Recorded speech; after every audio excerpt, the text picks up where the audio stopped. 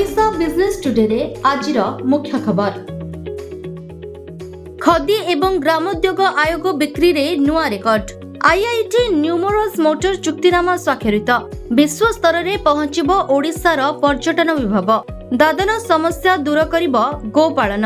कमिला सुना दर। 2024-25 वर्ष पाई केवीआईसी रो कारबार प्रथम थर 1.70 लाख कोटी टपी थिबा केवीआईसी रो अध्यक्ष मनोज कुमार प्रकाश करिसेंती। गत 11 वर्ष रे उत्पादन 5 गुणा बढ़िथिबा बेले एही अवधि रे नियुक्ति 49.23% बढ़िछि। आयोग मोट 1.94 कोटी लोकंकु नियुक्ति प्रदान करिछि।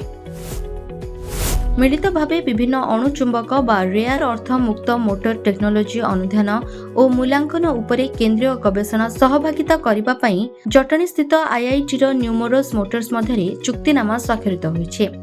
पारंपरिक ईवी मोटर रे मुख्य उपादान विरल पृथ्वी सामग्री उपरे निर्भरता ह्रास करी ईवी उत्पादन रे स्थानीय नवसृजन को उत्साहित करबा सह भारतर स्वच्छ गतिशीलता लक्ष्य को पूर्ण करबा एही सहभागितार मुख्य उद्देश्य। आईआईटी तार इंजीनियरिंग शैक्षिक विशेषज्ञता को न्यूमरस मोटर्स रो वैद्युतिक ड्राइवरेंस सिस्टम रो व्यवहारकारिक ज्ञान सहित मिश्रण करी प्रकल्प मोटर समाधान विकास उपरे ध्यान देव। ओडिशार पर्यटन विभाग को विश्व स्तर रे पहुंचेबा पई मुख्यमंत्री गुरुत्व देई कहिसेंती जे पर्यटन क्षेत्र रे ओडिशार देश रे स्वतंत्र परिचय रहिछि। ओडिशा पर्यटन को विश्व स्तरीय करागले अर्थनैतिक अभिवृद्धि घटिबो। 2036 सुधा समृद्ध ओडिशा गठन पई आमर लक्ष्य रहितिबा कहिथिले मुख्यमंत्री। दादन श्रमिक समस्या समाधान पई राज्य रे गोपालन को एक विकल्प रोजगार पंथा भावे ग्रहण कराजिबो।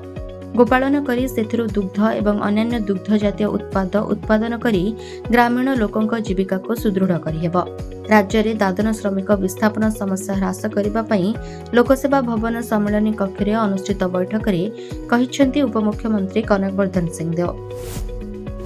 लगातार उपरमुहा हेउथिबा सोना दर रे ब्रेक परे एबे तळमुहा होईछि एही हळदिया धातु मूल्य।